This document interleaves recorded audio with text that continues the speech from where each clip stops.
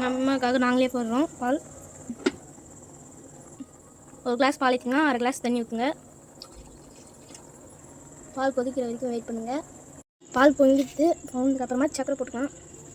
1 2 3 கூட்டல் அரை 3 அரை. இதை பார்க்கும்போது தான் எனக்கு ஒரு ஞாபகம் அது. அன்றைக்கி தரணியை பால் போட சொல்லி தந்தா பால்லாம் கோச்சித்து நாட்டு சக்கரை தேவையான போட சொன்னால் அது 8 டீஸ்பூன் போட்டு அது காஃபி ஆட்டமே நிறைய கலர் வந்து தெகிட்டுது அந்த பால். இது எப்படி தான் போட்டுன்னே தெரியல. நீ போட்டே போடலையா தண்ணி? போட்டேன்.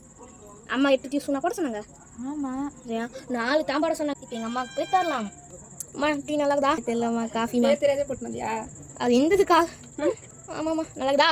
நல்லா இருக்கு. நீங்கள் டெய்லி போட்டு குடிக்கிறீங்களா? நாங்களா டைமில் வேலை பரப்ப போட்டு குடிக்கிறீங்க தானே? இது அப்போ குச்ச மாட்டினா குடிக்கிறதுமா அண்ணன் அடிக்கிறதுனால அடிக்கிறதுனால நல்லா இருக்குது காஃபி. நல்லாக்குதா? சூப்பராக இருக்குது.